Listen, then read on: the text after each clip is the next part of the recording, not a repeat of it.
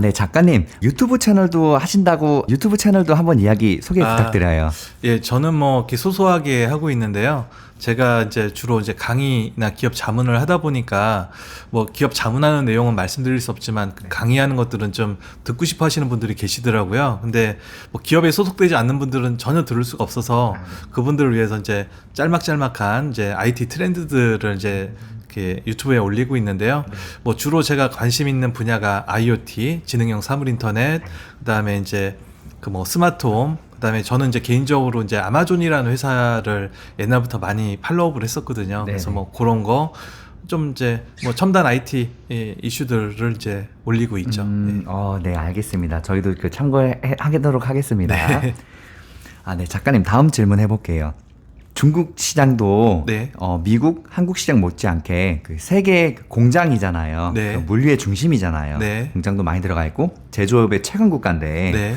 중국 같은 나라도 이런 IT나 이런 기술들 많이 발전해 있지 않나요? 어떠세요? 어떻게 알고 계세요? 예, 뭐 제가 뭐 중국에 대해서 아주 잘 아는 건 아니지만 네네. 그래도 이제 그냥 일반인들보단 좀 더 알 것 같은데요.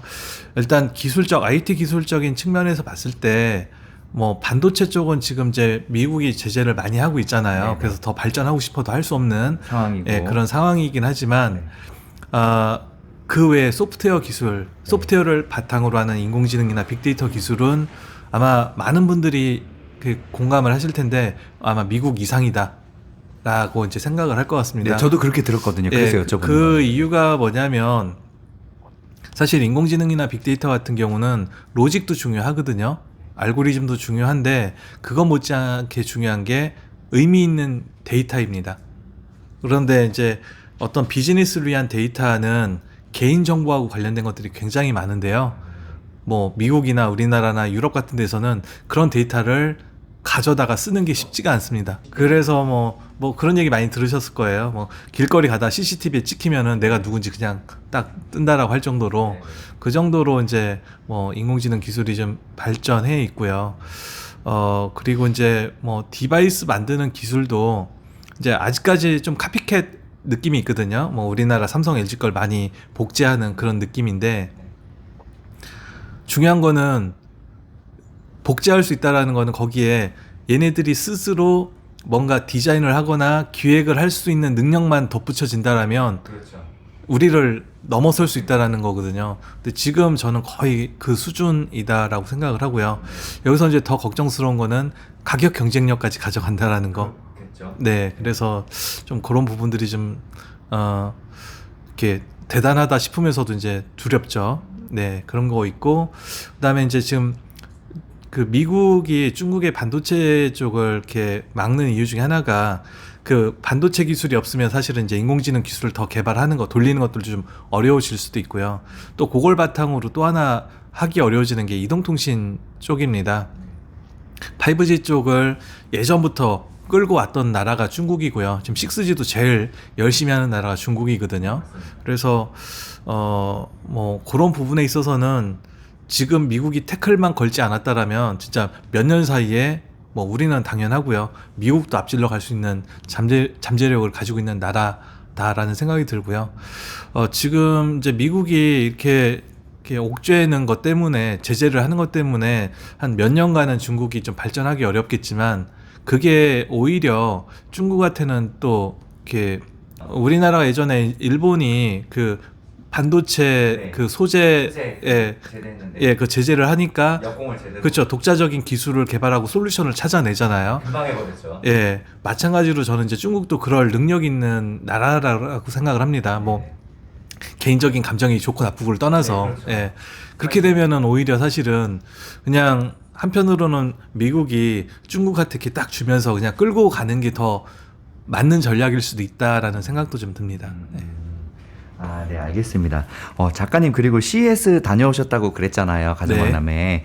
그 중국 기업들도 많이 나갔는데 이슈가 별로 안 됐더라고요. 네. 근데 되게 괜찮은 기술들 많이 있다고 또 들었거든요. 네. 혹시 어떻게 보고 오셨어요? 중국 기업들은요? 예, 중국 기업이 사실 이제 미국의 대중 제재 때문에 많이 나오지는 못했고요.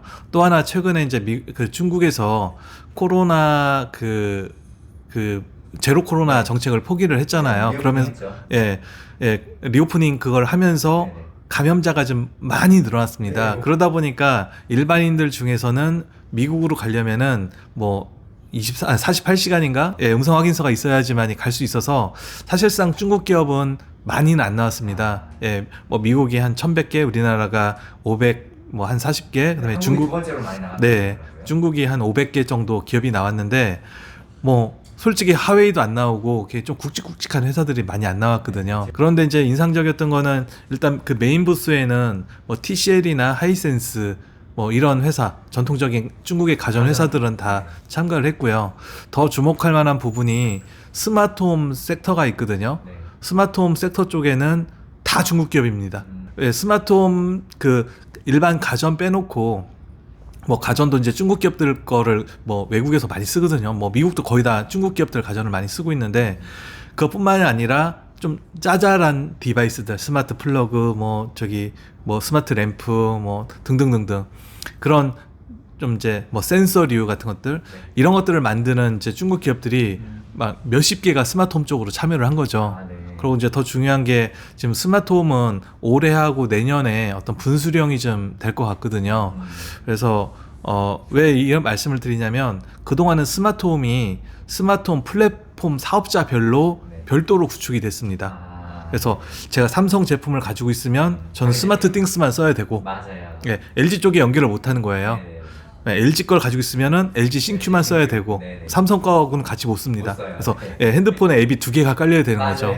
불편해요. 예, 근데 만약에 이런 디바이스가 여러 개 제조사에서 만들어지면은 핸드폰에 앱이 그만큼 있어야 되는 거거든요. 근데 새로운 메터라는 표준은 이거를 다 통합을 해줍니다. 그냥 그 스마트홈 앱 하나만 있으면 제조사 상관없이 다 붙여서 쓸 수 있게 됩니다. 굉장히 편리해지게 되는 거죠. 그렇죠. 이 플랫폼을 이제 장악하려고 하는 건데 이제 중국은 플랫폼보다 아직까지 디바이스다 보니까 얘네들이 디바이스는 다 만들어내는 거예요. 그래서 저는 장차 이제 스마트홈 디바이스는 중국이 거의 다 장악을 할 것 같다라는 생각이 좀 들고 이제 여기서 중요한 게 데이터가 다 이제 중국 기업이 만든 디바이스에서 나오게 된다는 거죠. 예, 그래서 이제 뭐 약간 우려스러운 부분들도 있긴 하는데 뭐 어쨌든 좀 이제 스마트홈 시장은 좀 중국 쪽에서 좀 많이 주도를 해나가지 않을까. 물론 이제 플랫폼이나 서비스 쪽은 뭐 약간 그 로컬 특성이 있습니다. 지역을 따르는 특성이 있기 때문에 예, 뭐 그 서비스까지 뭐 중국 기업이 하지는 못하겠지만 디바이스는 아무래도 이제 중국 기업들이 좀 다 장악할 것 같다. 예. 중국이 그런 그 기술들이 생각보다 많이 발전해 있다고 그러더라고요. 네. 저도 많이 그 유튜브뿐만 아니라 많이 접해봤는데, 네. 근데 가격도 훨씬 싸고 그렇다 그러더라고요. 예, 그러고 이제 또 차이가 있는 게 스마트홈 쪽에서는요. 우리는 이제 아파트에 뭐 새로 입주를 하거나 뭐 그렇게 되면은 그 건설사가 스마트홈을 다 디폴트로 만들어 놓습니다. 근데 그게 제 마음에 들으면 좋은데 이 건설사가 만들어 놓은 스마트홈 시스템이다 보니까 마음에 안 드는 경우가 많거든요. 예, 그러다 보니까 안 쓰는 경우가 많이 있어요. 뭐 쓴다라면은 제가 따로 또 별도로 구축해서 쓰고 그러는데 중국 같은 경우는 집이 그냥 그 뼈대만 분양을 하고요. 뭐 나머지 인테리어나 뭐 스마트홈 그런 것들은 보통 그 집주인이 다 자기들이 만들거든요. 그러다 보니까 자기가 필요한 것들을 직접 사서 스마트홈 시스템들을 구축을 하는 거죠. 직접. 예, 그렇게 하다 보니까 굉장히 그 스마트홈 쪽이 좀 발달할 수밖에 없는 거죠. 예. 네, 알겠습니다. 와, 작가님, 저희 한 2시간 넘게 이야기를 했던 네. 것 같은데요.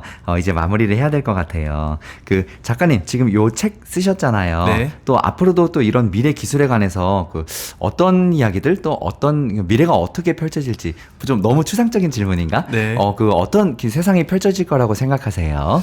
예, 저는 네. 사실은 이제 이 책 소개하는 거 보면 네. 스마트폰 이후에 15년을 지배할 기술로 앰비언트를 소개를 하고 있습니다. 왜 이제 그 15년이냐라고 했었을 때 인터넷이 등장한 다음에 한 15년 정도 이렇게 인터넷이 지배를 했고요. 그러니까 컴퓨터가 지배를 했고 그 다음에 이제 스마트폰이 한 우리나라는 9년 정도죠. 그다음에 2007년 미국에서는 그 정도의 스마트폰이 등장을 해서 거의 지금까지 한 15년 정도를 지배를 해왔고요. 그 다음이 저는 이제 앰비언트 기술을 보고 있는데 굳이 15년은 아닐 것 같고 계속해서 저는 앰비언트 기술이 더 고도화되는 방향으로 이제 앞으로의 우리 삶을 지배하지 않을까 그런 생각이 좀 들고요. 그런 측면에서 이제는 기술 발전이 좀 현실지향적인 방향으로 좀 발전을 할 것 같다는 생각이 듭니다. 기존에는 뭐 약간 유동성도 풍부했고 하다 보니까 기술 경쟁을 하는 겁니다. 야, 우리는 이런 거 해. 그럼 이제 다른 데서 우리는 이런 것도 할 줄 알아 하면서 서로 기술 경쟁을 하는데 문제가 이게 돈이 안 됐다는 겁니다.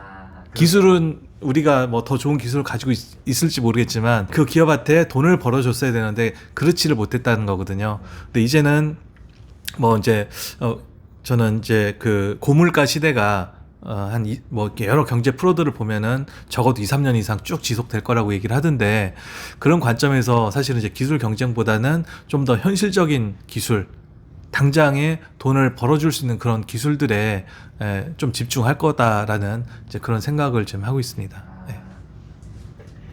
네, 알겠습니다. 작가님 그 미래 기술에 대해서 네. 저 많은 이야기 너무 감사합니다. 앞으로 기회 되면 다음에 또 꼭 나와주세요. 네. 네, 작가님 감사합니다. 네, 감사합니다. 네, 감사합니다.